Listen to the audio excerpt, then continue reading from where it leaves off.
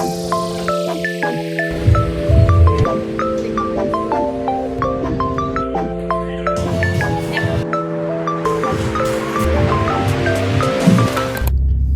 guys, so we're now going to Exception Makati. It's already 7 a.m. and 8 a.m. dapat nandun na kami. 1 hour lang naman yung biyahe doon, so abot pa kami. Hindi ako nakapag-vlog masyado about preparations kasi nagka-conflict sa schedules. Gawa ng may klase ako kahapon. Tapos nagpuyat pa kami kagabi ng 2 a.m. para lang matapos lahat ng gawain. Hindi na ako nakapag-film. So yeah, come join us to grind again.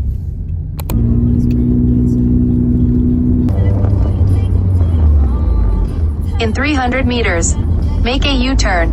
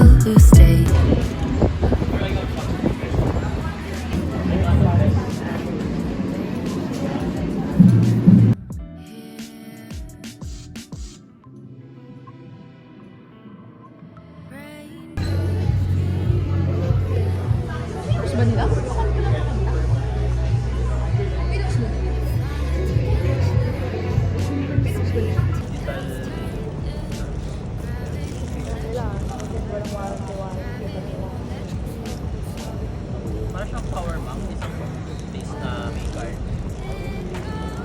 Yun tulad ng parang nasa buso lang.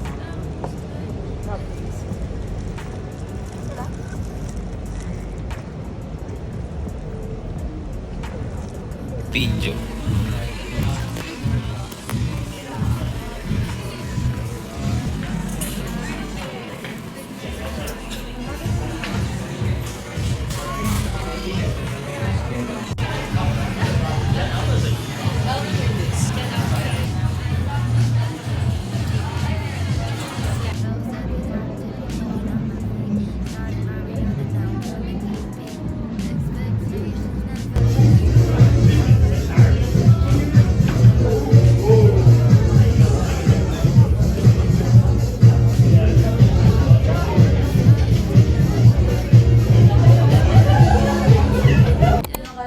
Huwag na tayo bumaba ulit. Oh, tangi na. Ito na. Oh my God. Our 2,500 na 10 hours check-in. Magkaya ka naman dad? Hi. Okay lang. 39th floor guys. Kahit takot ako sa heights. Ganda ng...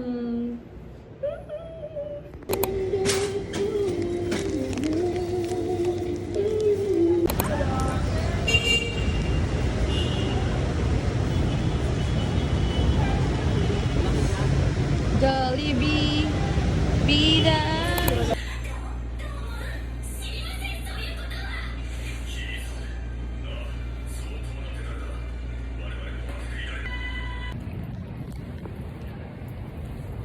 Lane. Ay. Mag-swimming muna kami bago matulog. Sabi ko, pagkagalan ko.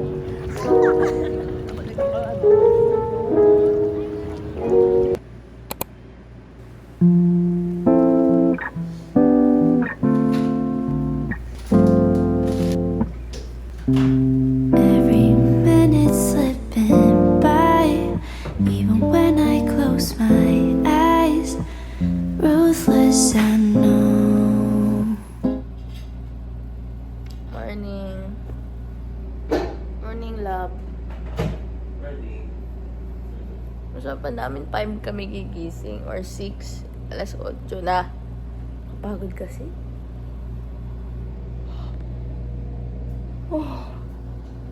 So, magre-prepare lang kami. Out namin dito is 11. Pero alis na kami ng 10 kasi mag-ayos pa kami sa booth ng 11. Ay, before mag-open, which is 11 yung open ng Vintage Weekend. So, kain lang kami, maliligo, and we're gonna go na. Pumili kami kagabi 7-Eleven ng mga easy to eat foods, mga re-hit lang. Akin is onigiri. Some sausage cheese milk.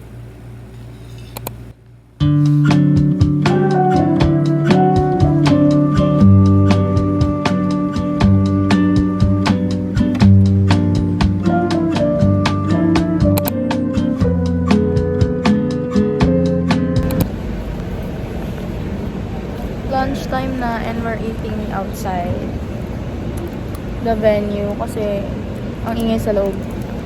Crowded din, no? And kung bumili lang kami ng food sa Lawson dahil nagtitipid na kami, ang dami namin nagas kahapon. Nagkakape mo.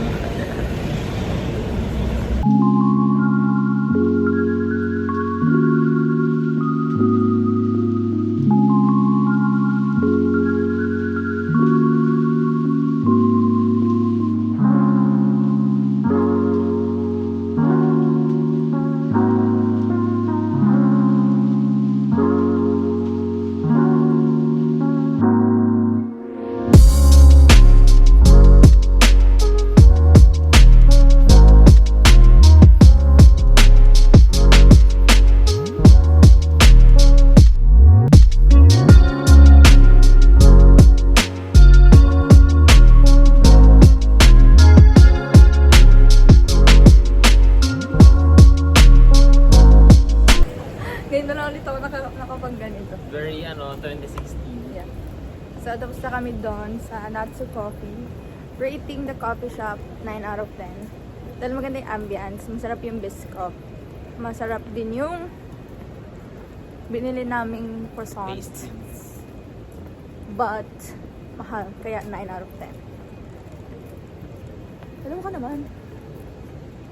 Pabalik na kami sa... Mga nag-picture to. Sige lang, pakita ko lang. Pabalik na kami sa Vintage Weekend sa Exception Makati. Ano ba yun?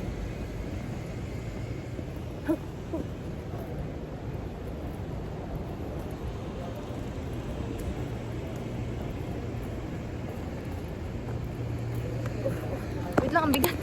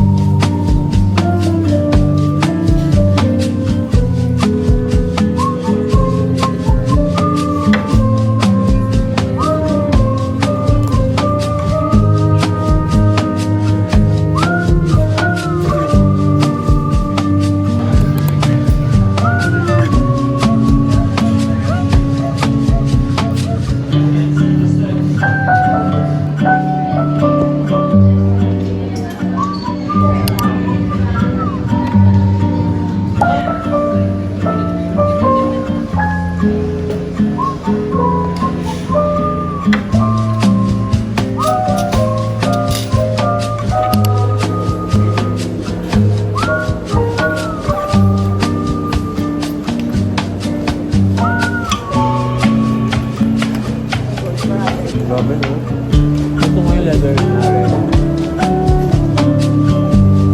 Hey guys, so day 2 or the whole Vintage Weekend pop-up is done. And how do you rate this pop-up experience? 10 out of 10. Yeah, 10 out of 10. Kasi it is very much enjoyable and kahit napakalaki ng ginastos namin to join this pop-up, worth it naman siya. Kasi I met new friends din. Sila Amanda, sila Ate Des, si Patty, and so much more. Iba kasi nalimutan ko tanong yung pangalan, pero I know their IG account. And we have a pop-up next month with them again. Same place. I don't know if vlog ko pa siya kasi ang redundant na, pero I'll try my best. And we have also a pop-up on the end of the month, January 25-26, to be announced. So yeah, we're going home. Thank you for watching this vlog. See you on the next one. Bye!